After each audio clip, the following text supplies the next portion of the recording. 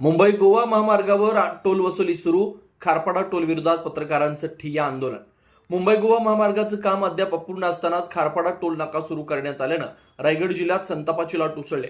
या पार्श्वभूमीवर रायगडमधील विविध पत्रकार संघटना आणि मराठी पत्रकार संघटनांनी खारपाडा टोल नाक्यावर ठिय्या आंदोलन करत सरकार विरोधात जोरदार घोषणाबाजी केली. बंद करा, बंद करा, खारपाडा टोल नाका बंद करा अशा घोषणांनी परिसर दणाणून गेला. गेली 17 वर्ष रखडलेल्या मुंबई गोवा महामार्गाचं काम अद्याप पूर्ण नाही. अनेक ठिकाणी रस्त्यांची दुरावस्था, वारंवार होणारी वाहतूक कोंडी आणि नागरिकांना सहन करावा लागणारा त्रास यामुळे टोल वसुली अन्यायकारक असल्याचा आरोप आंदोलकांनी केलाय. महामार्गाचं संपूर्ण काम पूर्ण झाल्याशिवाय टोल वसुली सुरू करू नये अशी ठाम मागणी पत्रकार संघटनांनी केली. या आंदोलनात पत्रकारांसह सामाजिक कार्यकर्ते आणि स्थानिक नागरिक मोठ्या संख्येने सहभागी झाले करतायत. अगोदर चौपदरी करण्यासाठी आपण आंदोलन केलं होतं, नंतर काम लवकर व्हावं यासाठी सातत्यानं आपण आंदोलन केलं. 45 आंदोलनं आपण या महामार्गासाठी केलेले आहेत आणि आता काम अर्धवट असताना सरकारनं खारपाडा येथे टोल सुरू केलेला आहे.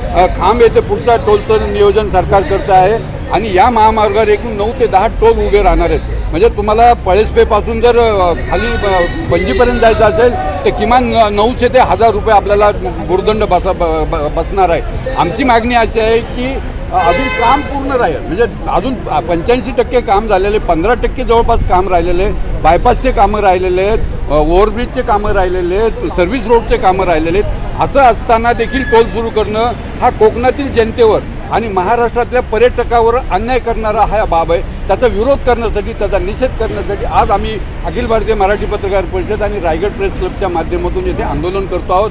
माझी सरकारला विनंती आहे की सरकारच्या निष्काळजीपणामुळं, सरकारने विलंब केल्यामुळं हा रोड 20 वर्ष रखडलेलं या रस्त्याचं काम आणि दरम्यानच्या काळामध्ये 2500 लोकांचे जीव या महामार्गावर गेलेले. सरकारने 2012ला ज्यावेळेस हे काम सुरू केलं त्या पूर्वनियोजित कार्यक्रमानुसार 2014ला हे काम पूर्ण होणं अपेक्षित होतं.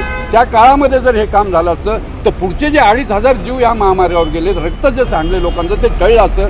त्यामुळे या 2500 लोकांच्या बळीची जबाबदारी ही सरकारची आहे आणि सरकारने याचं प्रायश्चित्त म्हणून पुढची 10 वर्ष देखील तरी या रोडवर टोल सुरू करता कामा नये. आपल्याला माहीत आहे की जसा खारपाड्यात हा टोल सुरू झाला त्याच पद्धतीने सिंधुदुर्गामध्ये देखील टोल सुरू केला गेला होता, परंतु स्थानिक जनतेचा रेटा आहे, तिथल्या नेत्यांचा आग्रह, त्यामुळे तो टोल बंद. मी परवा सिंधुदुर्गला जाऊन आलेलो आहे. माझी कोकणातल्या रायगडच्या सर्व पक्षीय नेत्यांना विनंती आहे की त्यांनी देखील ह्या सगळ्या विषयामध्ये लक्ष घालावं आणि किमान काम पूर्ण होईपर्यंत या टोलची जी वसुली आहे, टोलच्या माध्यमातून जे जनतेची लूट सरकारने केलेली आहे, सुरू केलेली आहे, ती थांबवावी.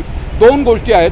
एक तर स्थानिक लोकांना या सगळ्या टोलचा प्रचंड फटका बसणार आहे, त्यांना या महामार्गावरून प्रवास करणं देखील कठीण होणार आहे. आणि दुसरी गोष्ट, हा टोल जर रद्द केला नाही तर त्याचा थेट परिणाम हा पर्यटकांवर होणार आहे. कोकणामध्ये पर्यटक येत आहेत, परंतु इथून अलिबागला जाण्यासाठी जर मला 200 रुपये लागत असतील तर पर्यटक 4दा विचार करतील. त्यामुळे ह्या सगळ्या गोष्टींचा विचार करून महाराष्ट्र सरकारनं हा टोल थांबवावा, पुढची 10 वर्ष देखील टोल माफी करावी.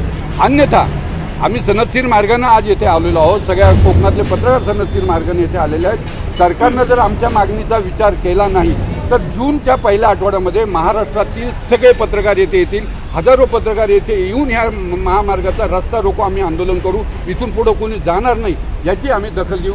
माझी आजचं हे आंदोलन हे प्रतिकात्मक होतं, शांततेच्या माध्यमातून होतं, परंतु सरकारनं कोकणी जनतेचा, आम्हा पत्रकारांचा जास्त अंत पाहू नये आणि तातडीनं ही जी काही टोल वसुली केलेली आहे, जिजिया कर सुरू केलेला आहे पूर्वीच्या काळातला, तो थांबवा अशी माझी या निमित्तानं मागणी. आपण नितीन गडकरी असतील किंवा मुख्यमंत्री असतील यांची भेट घेणार आहात का? पुढची काय दिशा आहे? नितीन गडकरी साहेब असतील, मुख्यमंत्री असतील, यांना आम्ही वारंवार भेटलेलो आहोत.